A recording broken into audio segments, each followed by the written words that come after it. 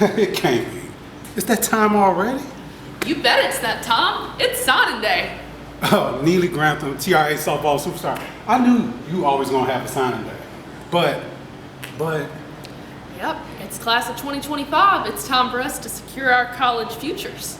I guess it's y'all time to shine, but it's y'all time to like, subscribe, and hit the bell, and we're already on the class of 2025.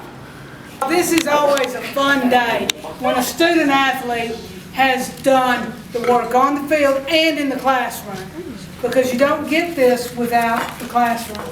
And Jackson, you've done a great job in the classroom. You've done a great job on the field too. And your parents have pushed you, I know, and that's a great thing because they made sure that both things were taken care of. And that's how we get these signings, and we get to celebrate one of our students going way off, as far as I'm concerned, to Hampton University to represent us as a student athlete there, because he will also have to maintain the academics while he's there. It's a high academic school, so he has to work there as well. Coach Michael? Yeah, in my tenure here, it's been a long run, and I've had a lot of really good linemen over the years that I've had the good fortune to coach and be a part of their careers. Jackson has obviously been one of the most impactful that I've seen as a Trojan on both sides of the ball. So it's been a lot of fun watching him change into the player that he is. But this opportunity doesn't come about unless he does it in the classroom. These coaches, we know every time a college comes around in any sport, first thing they're going to say is, where's the transcript, what's his grades like? It doesn't matter what you do on the court, on the ball field, on the football field, if you can't put it up in the classroom. And that's what we're most proud of Jackson is, because he just kicked butt in the classroom and did it the right way, and it just afforded him the opportunity to do this. So super proud of him and the other Trojan to get a chance to keep playing ball. And all you underclassmen that are standing out there still dealing with this down in the future, you got to remember that. You got to keep those grades, and those academics got to be first. Okay, Jackson, would you like to open? Oh my gosh.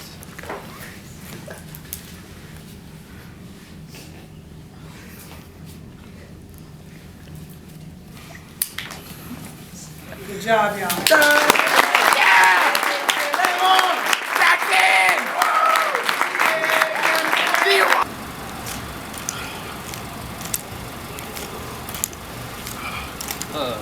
Mr. Self, what you doing?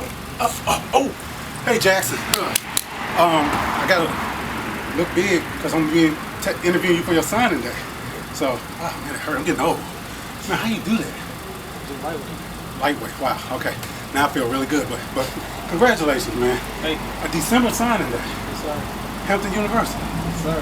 How does it feel? It's gonna take me more to catch the breath, but tell everybody how you feel about your signing day. I feel great. Hampton's with me early July. They believed in me. They offered me July. They stayed with me, talked to me all through the season. I feel like that's home by the sea. Wow, home by the sea. So who's some of the other schools that were in the running? Later on, Carson Newman, Kentucky State. I say earlier on, though, I went to a few camps. I went to BYU, Nebraska, and New Mexico State. But I really connected with Hampton when I went down there. I truly loved it out there. Now I'm gonna let people in on a little secret. Back in the summer, we do our football preview. You were the cover guy from Millington this year, and we talked to you. You said, I'm gonna focus on the season and let that take care of itself. But you mentioned one night, only one college you mentioned by night, that was Hampton. So was your heart there the whole time? I feel like it was. I came down here, I went up there. It's just the enthusiasm with the coaches really wanted me, made me feel wanted. I know you do have to work, you get to college. It is the recruiting process. It's always, they want you, they're like on the good side, but you also know that when you get there, it's straight business. But I feel like for them, it's really on both sides of both, where they really want me there, they really want me to work, so it's going to play out really well. Well, speaking of playing out really well, this past year for you, until the injury happened, man, you were dominating on both sides of the ball. We talked to your head coach, Chris Michaels. He said you were one of the best Trojans that ever come through, a difference maker. We saw that in the difference of the defensive performance with you not out there on the field. What makes you special? What separated you from like other players where they had a double team you, send a running back over there to help out, a tight end, 3 people focusing on you on every play? How did you manage to still rack up those numbers? Honestly, throughout the whole season, my entire year, it's always been my dad in my head telling me that if one person's blocking me, I'm not doing anything. And I took the challenge for, I felt disrespected even more if I had two people blocking me. I went three. If I went on one-on-one, the other two didn't block me. So, Wow. So you brought to the legendary Chester Point.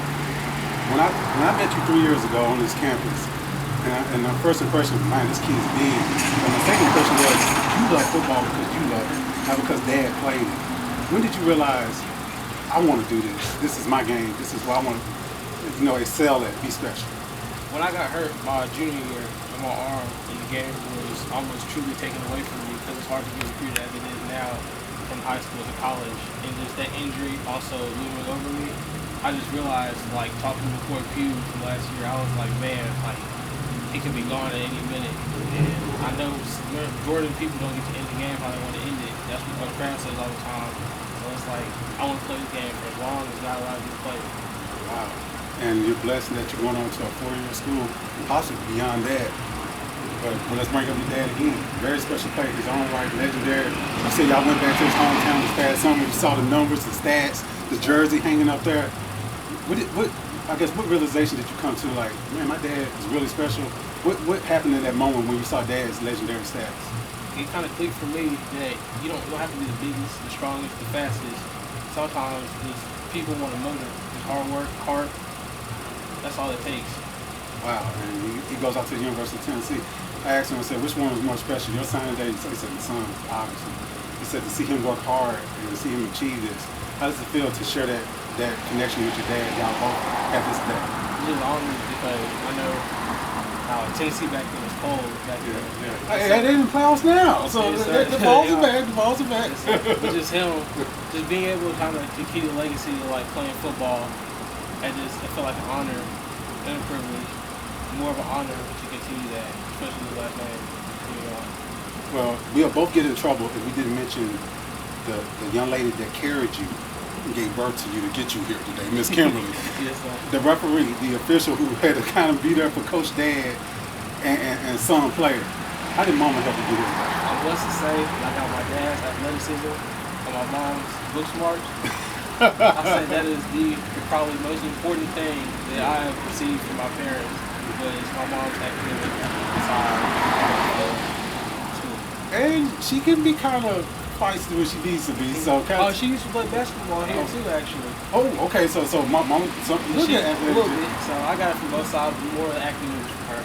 Okay. Well, to wrap up things, what do you hope your legacy would be?